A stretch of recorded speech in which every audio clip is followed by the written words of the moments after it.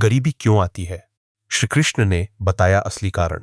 एक नगर में मोहन नाम का युवक रहता था। वह दिन रात यही शिकायत करता रहता था, हे प्रभु, मैं इतनी मेहनत करता हूं, फिर भी मेरे घर में हमेशा गरीबी क्यों रहती है?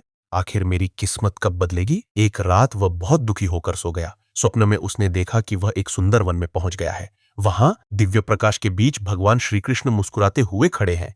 मोहन ने उनके चरणों में गिरकर कहा, प्रभु, मुझे बताइए गरीबी क्यों आती है? क्या यह? कृष्ण मुस्कुराए और बोले, वत्स, गरीबी केवल धन की कमी का नाम नहीं है। सबसे बड़ी गरीबी अच्छे विचारों, अच्छे कर्मों और संतोष की कमी है। मोहन ने आश्चर्य से पूछा, प्रभु, कृपया मुझे विस्तार से समझाइए।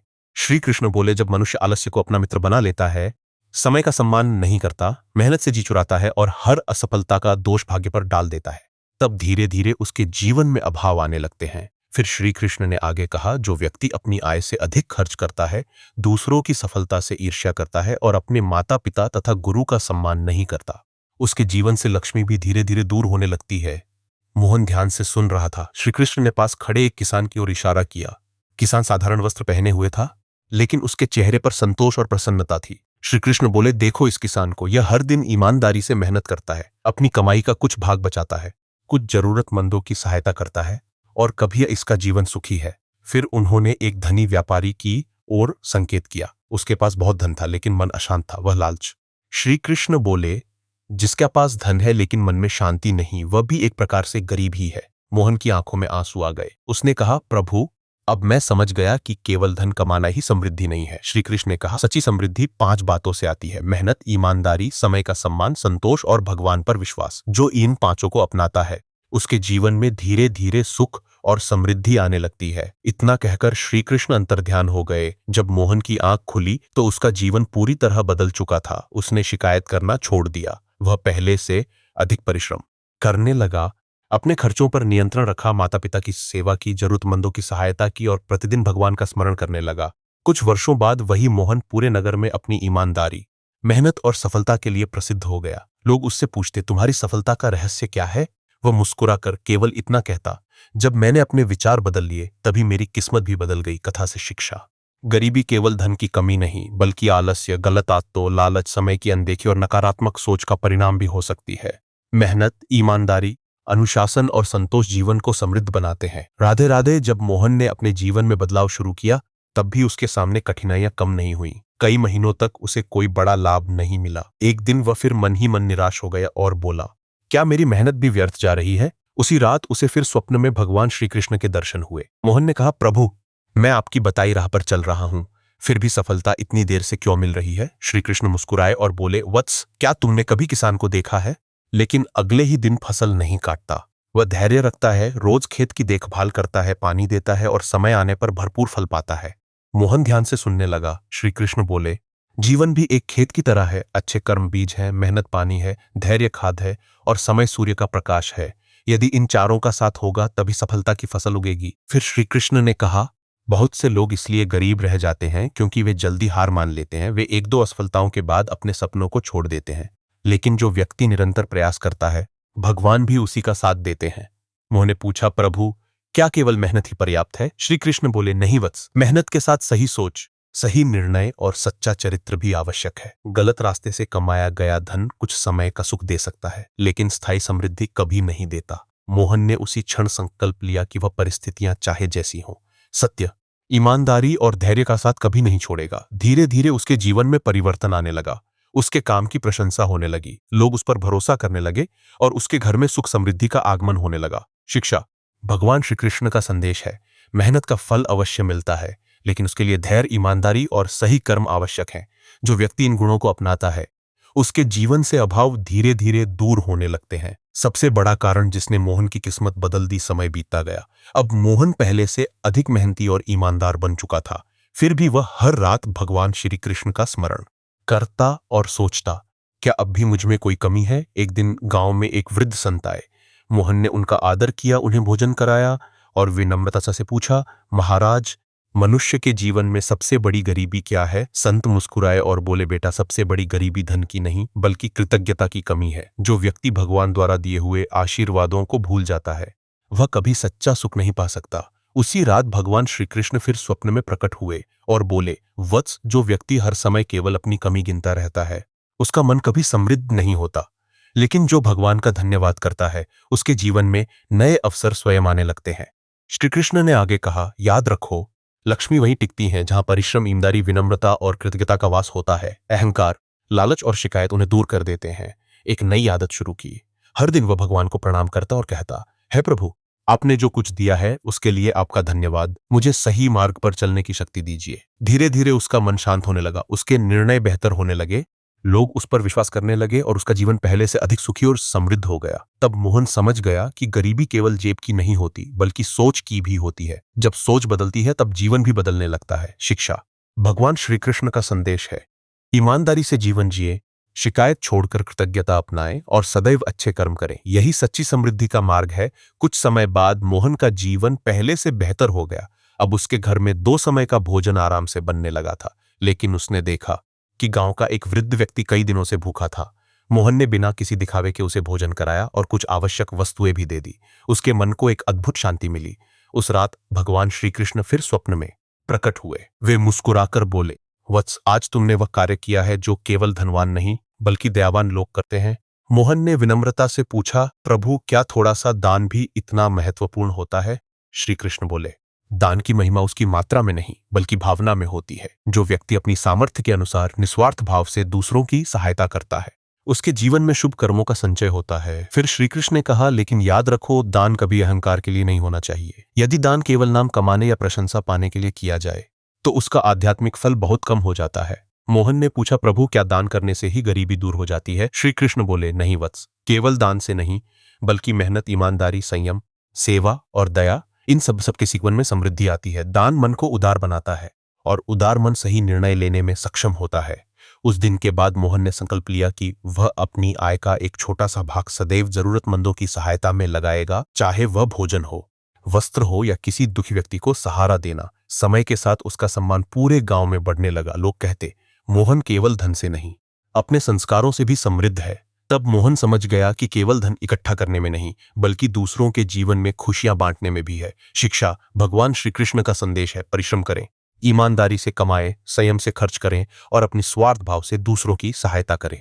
ऐसा जीवन ही सच्ची समृद्धि का आधार बनता है। अहंकार, क्रोध और लालच, गरीबी के 3 छिपे हुए कारण मोहन का जीवन अब पहले से कहीं अधिक सुखी था। उसकी मेहनत रंग ला रही थी और लोग उसका सम्मान करने लगे थे।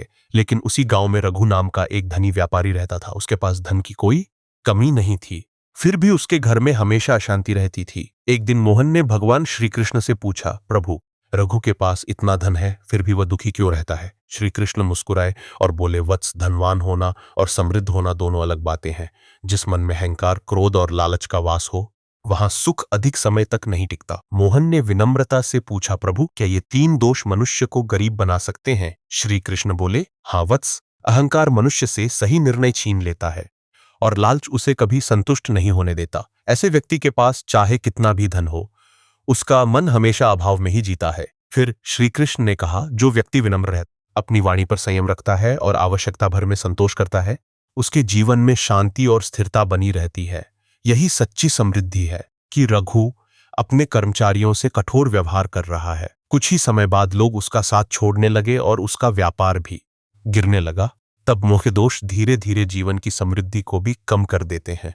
उसने मन ही मन संकल्प लिया कि वह कभी अहंकार नहीं करेगा, क्रोध पर नियंत्रण रखेगा और लालच से दूर रहेगा। धीरे धीरे मोहन का केवल धन से ही नहीं बल्कि सम्मान, प्रेम और संतोष से भी भर गया। शिक्षा, भगवान श्री कृष्ण का संदेश है, अहंकार, विनम्रता, धैर्य, ईमानदारी और संतोष को अपनाएं। यही जीवन की सच्ची समृद्धि का मार्ग है। कर्म का नियम, जैसा बोओगे वैसा काटोगे। कुछ वर्षों बाद मोहन पूरे नगर में अपनी ईमानदारी और अच्छे स्वभाव के लिए प्रसिद्ध हो गया। लोग दूर दूर से उससे सलाह लेने आने लगे। एक दिन एक युवक उसके पास आया और बोला, भैया, मैं बहुत मेहनत करता हूं, फिर भी मेरे काम बार बार बिगड़ जाते हैं। क्या भगवान मुझसे नाराज हैं?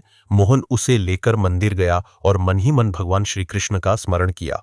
उसी क्षण उसके हृदय में श्री कृष्ण की वाणी गूंज उठी। श्री कृष्ण बोले, वत्स, संसार में कोई भी कर्म व्यर्थ नहीं जाता। हर अच्छे और बुरे कर्म का फल समय आने पर अवश्य मिलता है। युवक ने पूछा, प्रभु, फिर कई बार अच्छे लोगों के जीवन में भी दुख क्यों आते हैं? श्री कृष्ण बोले, दुख हमेशा दंड नहीं होता, कई बार वह मनुष्य की परीक्षा होता है, कई बार उसे और मजबूत बनाने का माध्यम होता है। जो व्यक्ति कठिन समय में भी धर्म और सत्य का साथ नहीं छोड़ता, फिर श्री कृष्ण ने यह होता। याद रखो, मनुष्य अपने भविष्य का निर्माण अपने वर्तमान कर्मों से करता है। यदि आज तुम सत्य, परिश्रम और सेवा का बीज बोओगे तो कल सुख और समृद्धि की फसल अवश्य काटोगे। मोहन ने वह बात युवक को समझाई। युवक ने उसी दिन से शिकायत छोड़ दी और पूरी निष्ठा के साथ अपने कर्म में लग गया। कुछ समय बाद उसका जीवन भी बदलने लगा, उसके काम में सफलता मिलने लगी और उसके घर में खुशियां लौट आईं। तब मोहन ने मुस्कुराकर कहा, भगवान श्री कृष्ण का एक ही संदेश है, भाग्य का इन कर्मों को श्रेष्ठ बनाओ, भाग्य स्वयं तुम्हारे पीछे चलेगा। शिक्षा, जो व्यक्ति सत्य, परिश्रम, सेवा और अच्छे कर्मों का मार्ग अपनाता है, उसके जीवन में देर से ही सही लेकिन सफलता और समृद्धि अवश्य आती है। सच्चा धन कहाँ छिपा है?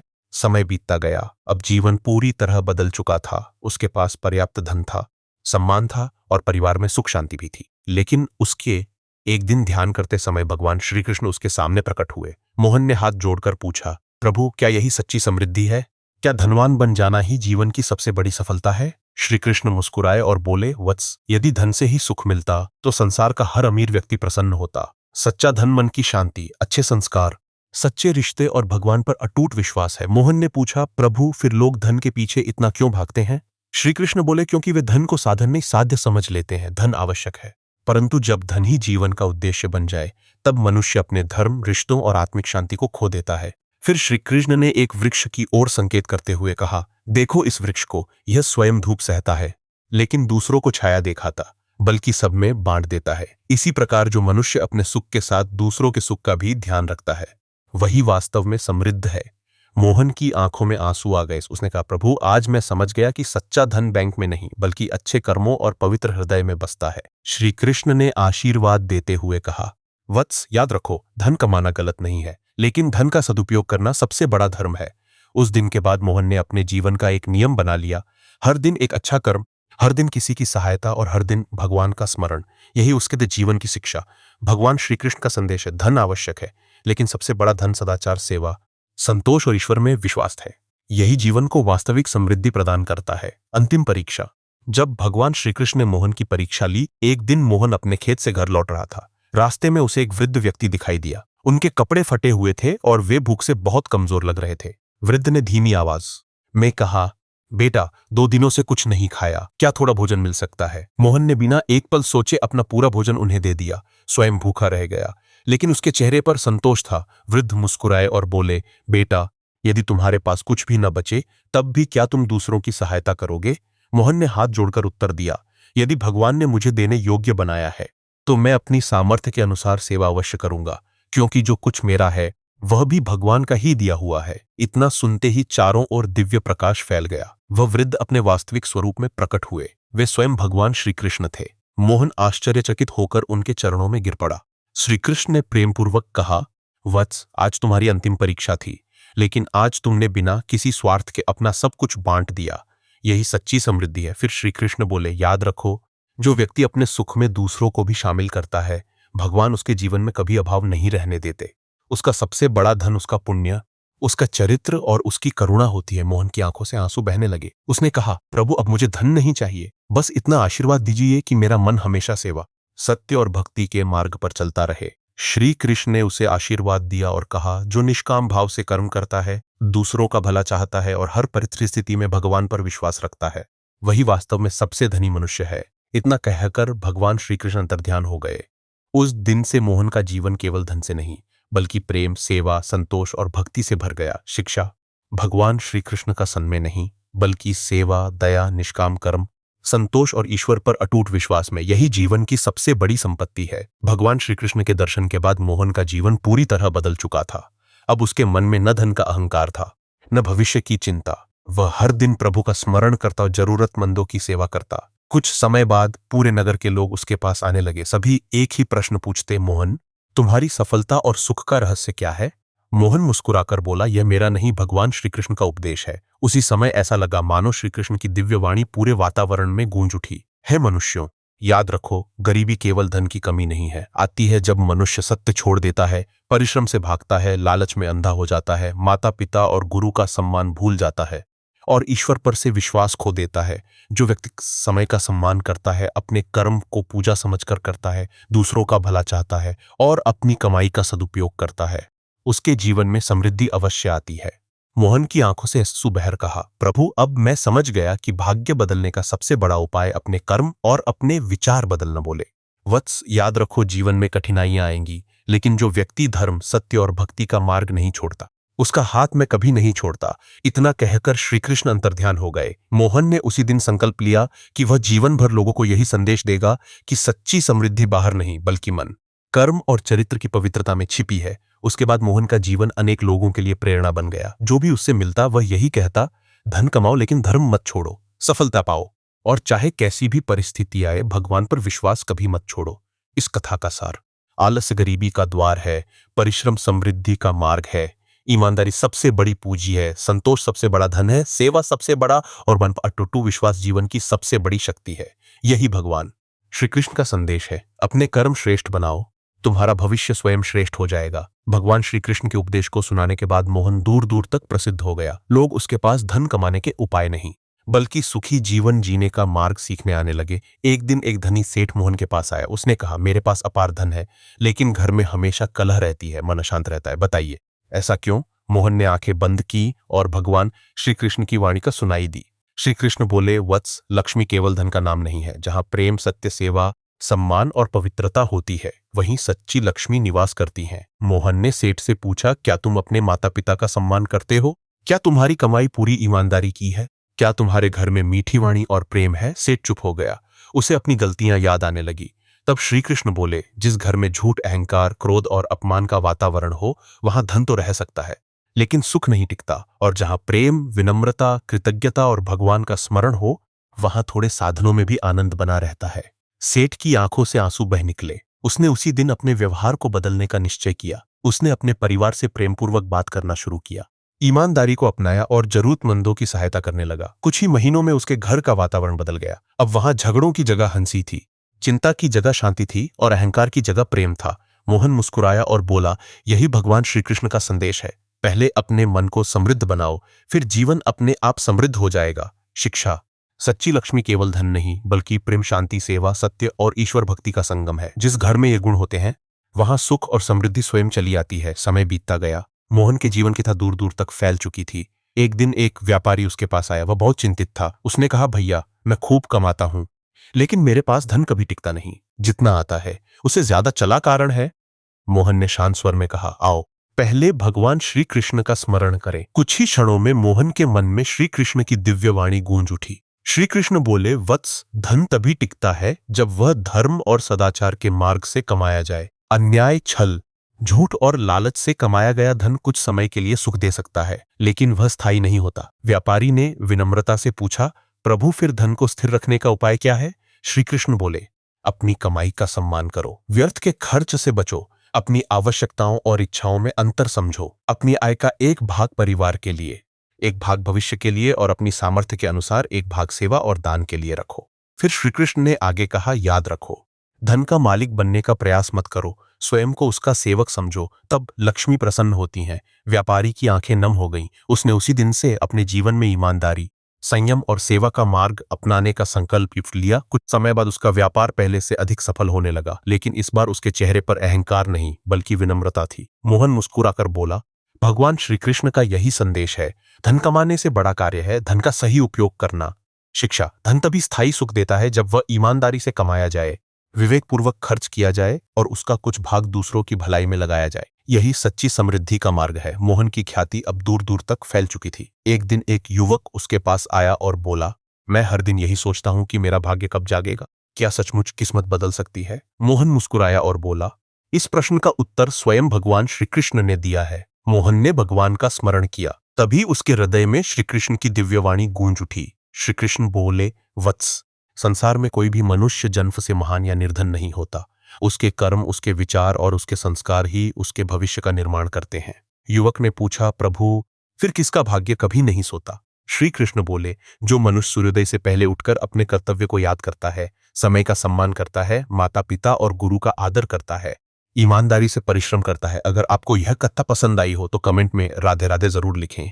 वीडियो को लाइक करें, अपने दोस्तों के साथ शेयर करें और ऐसे ही प्रेरणादायक वीडियो देखने के लिए हमारे चैनल को सब्सक्राइब करके बेल आइकन दबाना न भूलें। राधे राधे।